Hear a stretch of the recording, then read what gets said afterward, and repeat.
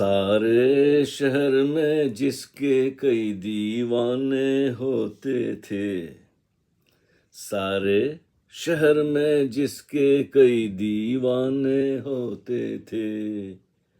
हमारे दौर की फिल्मों में ऐसे गाने होते थे।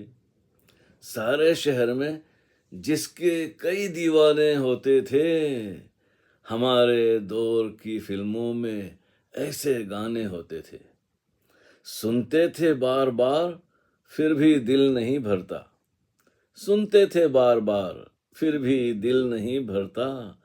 तरन्नुम में मस्ती भरे पैमाने होते थे। और देरो हरम हो या मेखाना हो, देरो हरम या मेखाना हो, फर्क नहीं पड़ता। हर एक जुबां पे जिसके कई अफसाने होते थे। हर एक जुबां पे जिसके कई अफसाने होते थे। और गाना बजाना लिखना इबादत से कम न था। गाना बजाना लिखना इबादत से कम न था। संगीत की शम्मा के सब परवाने होते थे। माँ बहन भाई बेटी सब मिलके सुनते थे। माँ बहन भाई बेटी सब मिलके सुनते थे। शादी ब्याह में यही गूंजते तराने होते थे। यह अदबी हुनर सीखना आसान नहीं था। यह अदबी हुनर सीखना आसान नहीं था। इस इल्म के उस्तादों के घराने होते थे। आपने संगीतकारों के गायकों के घराने, जो क्लासिकल, जो शास्त्रीय संगीत बजाते हैं या शास्त्रीय गाते हैं, उनके घराने होते थे। जयपुर घराना है तो पंजाब के कुछ, अब तो याद भी नहीं रहा मुझे कौन कौन से घराने होते थे। तो उसमें बिल्कुल एक परंपरा चली होती थी। उस्तादों के उस्ताद के उस्ताद कभी कई अक्सर तो अपने पिता से सीखे होते थे। तो बात ये अलग थी वो। यह अदबी हुनर सीखना आसान नहीं था। इस इल्म के उस्तादों के घराने होते थे। और गुरु के चरणों में बरसों रियाज करते थे। बड़ा वक्त लगता था गाना बजाना सीखना। हम तो चूक गए, अवसर भी नहीं मिला। अब इस उम्र में कुछ कोशिश की थी, लेकिन सोचा कि अब बहुत ज़्यादा जद्दोजहद नहीं कर सकते अपने आप से। तो फिर भी किसी और दिशा में हमें रास्ता मिल गया। गुरु के चरणों में बरसों, गुरु के चरणों में बैठकर सीखा जाता था। आज अभी भी भारतीय जो संगीत है वो लोग बैठकर ही बजाते हैं, बैठकर ही गाते हैं। लेकिन अब समय बदल गया तो देखते हैं आप ऑर्केस्ट्रा में क्या नहीं बदला है जी वक्त के साथ। खैर, गुरु के चरणों में बरसों रियाज करते थे। जो रियाज होती थी सुबह 4 बजे उठ के, 5 बजे उठ के, वही बरसों बरस चलता रहता था। सब उसूल राग रागिनी के निभाने होते थे। बड़ा मैथमेटिकल होता था। कितनी बीट है, कितना ये है, कितनी मात्रा है और क्या क्या है, बड़ी कॉम्प्लिकेटेड होती थी। लेकिन सारा ज़बानी याद होता था लोगों को। किताब में पढ़ के कोई नहीं सुनाता था, बोलता था। खैर, एक बार सुने जो गीत जीवन भर नहीं भूले, ये खूबी होती थी उस जमाने के गानों में। एक बार रेडियो पे भी सुन लिया तो आपको करीब करीब गीत याद रह जाता था। इतने उतने वो, क्या कहना चाहिए कि इंटेंसिटी, इतनी कशिश होती थी लफ्ज़ों में, शब्दों में भी ऐसा भाव होता था। और फिर उस संगीत की धुन भी इतनी मधुर होती थी कि सीधी उतर जाती थी आपके भीतर। वो धुन को याद करके ही शब्द याद आ जाते थे। तो एक बार सुने जो गीत जीवन भर नहीं भूले, बरसों बाद भी, बरसों बाद भी ये नगमे नहीं पुराने होते थे। अभी भी कम हो गया बहुत। पहले सुना करता था पुराने गाने हमारे दौर के, 60s के, 70s के। उसके बाद तो फिर शोर शराबा बढ़ गया, फिर गाने तो बहुत कम हो गए हैं, न सुनने की इच्छा होती है। फिर भी चलो पुराने गाने को याद आते हैं तो मैं सुन लेता हूँ इस पे कभी, ओ बसंती पवन पागल, या सुन मेरे बंधु रे, सुन मेरे मितुआ, या वो जाने वाले हो सके तो लौट के आना, और रसिक बलमा, और जागो मोहन प्यारे। तो उस जमाने के गीत कुछ ऐसे थे, मैं सिर्फ याद दिला रहा हूँ कि मैं कैसे गीत पसंद करता था, कि जिनमें माधुर्य हो, मीनिंगफुल हो, शब्दों के अर्थ ऐसे हो जिसका संबंध हमारे जीवन से होता है। खैर, खुश रंग हंसाते तो गमगीन रुला देते, सैड सॉन्ग बड़े होते थे उस जमाने में।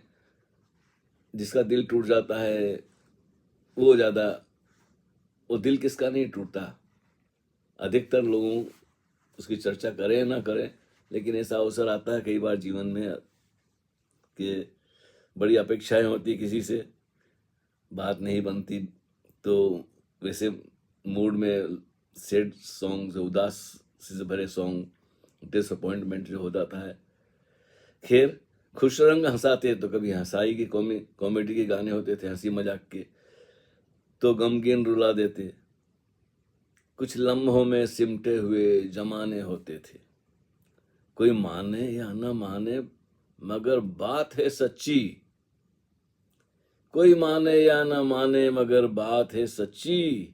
आजकल के हिट भी, आजकल जो हिट होते हैं ना, वो भी तब बचकाने होते थे। उस जमाने का हिसाब मतलब आप कंपेयर करें, वैसे अब क्या कंपेयर करना, क्योंकि जिस माहौल में हम रह चुके हैं वो माहौल तो रहा नहीं, ना वैसे लोग रहे ना, तो कंपेयर तो हम कर सकते हैं, लेकिन नए लोग जो इस जनरेशन के हैं उनको तो लगता है कि क्या बेकार की बात लगा रखी, इतना स्लो।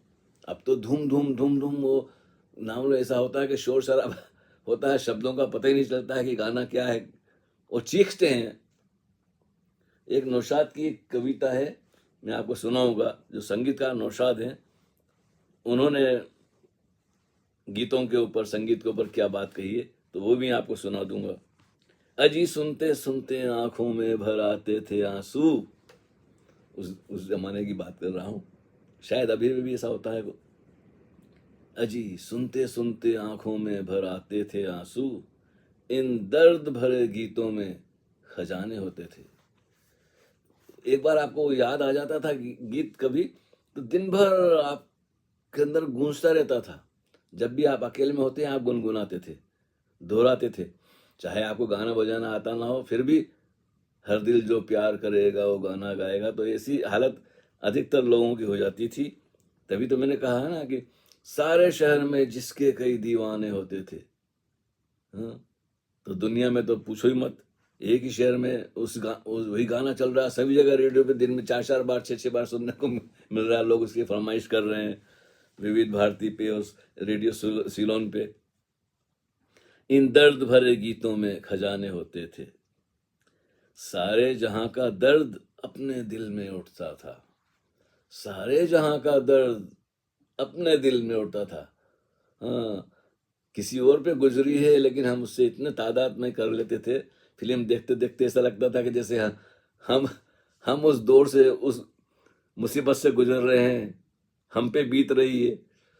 हम इतने एकात्म कर लेते थे ना, उसी को बेस्ट फिल्म माना जाता है, जो आपको इतना प्रभावित कर लेता आप अपने आप को भूल जाएं, वैसा लगे कि मेरे साथ हो रहा है सब। यही तो फिल्म का कमाल है। झूठ को भी इस ढंग से परोसा जाता था कि एकदम सच्चा नजर ही ना आए, आपको लगे कि भाई तो ठीक है। सारे जहां का दर्द अपने दिल में उठता था, ये चुपके चुपके रोने के बहाने होते थे। ये बिल्कुल इतनी सच्ची बात है।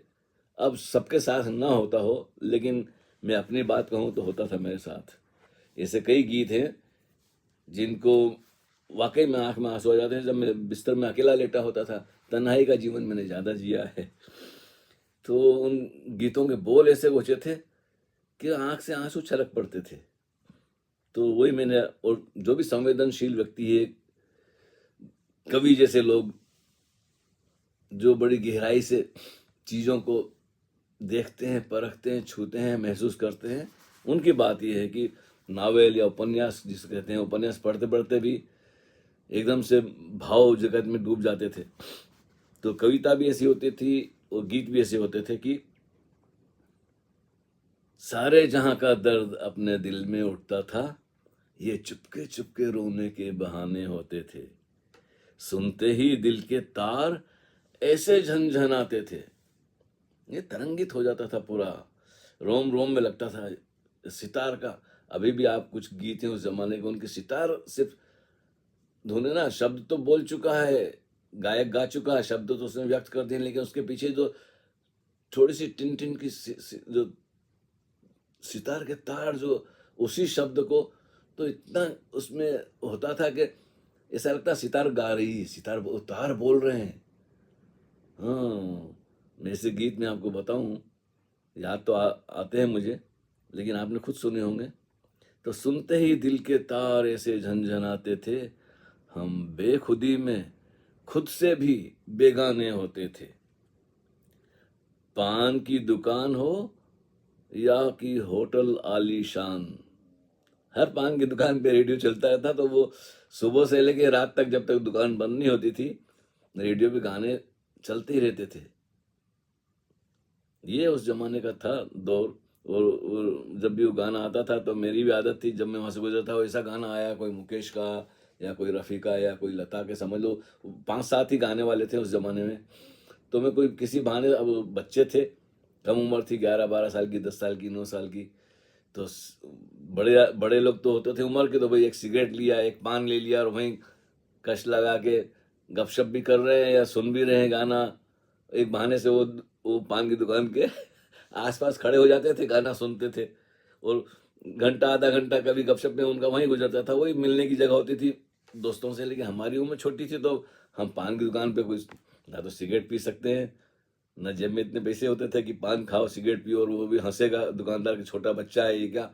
तो हम किसी और बहाने से आसपास खड़े हो जाते थे और गाना सुनने के लिए, हमारा किसी से लेना देना, हम गाना पूरा सुनना चाहते थे। गाना हो गया फिर आगे बढ़ते थे, चाहे स्कूल जा रहे हों, बड़े लेट हो जाती थी कभी कभी कहीं जाने में। खैर, तो बेखुदी क्या ना, कि हम बेखुदी में खुद से भी बेगाने होते थे, अपने आप से भी बिल्कुल जैसे अजनबी हो जाते थे गाना सुनने के लिए। कोई अर्जेंट काम जाना है तो 2 मिनट और सही, तो ऐसा होता था।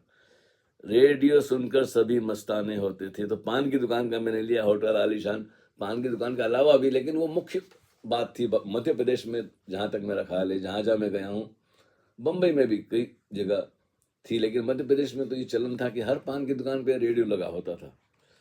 तो जी, ये सब बातें हैं जो सीधे कहने लगे आपसे तो वो बेतुकी लगती है, तो शायरी के माध्यम से कहना आसान पड़ता है। तो मैंने सोचा चलो ये आपको सुना दिया जाए। तो ये वीडियो मेरा ख्याल है छोटी ही रखते हैं, क्योंकि हर एक जो रील है या ये यूट्यूब पे हम शेयर करेंगे, तो एक कविता से या एक शायरी से शुरू होगी बात, तो प्रत्येक में एक लेंगे ताकि बात भी छोटी रहे, और दो दो चार चार एक में भर दूंगा तो वो रील वाली जो सीरियल है उसमें तो सिर्फ आगे की 6 पंक्तियां 4 पंक्तियां आएगी, तो बाकी कविता हो तो सुनेगा नहीं सामने वाला। तो मैं भी सोचता हूँ, तो मैं सोचता हूँ नहीं, बात शुरू करते हैं कविता से, जिसको रील देखनी है 2-4 लाइनें सुननी है वहाँ सुन ले, बाकी जिसे पूरी सुननी है वो फिर यूट्यूब पे देखे या फेसबुक पर देखे। तो सभी को प्रणाम, हरिओम तत्सत।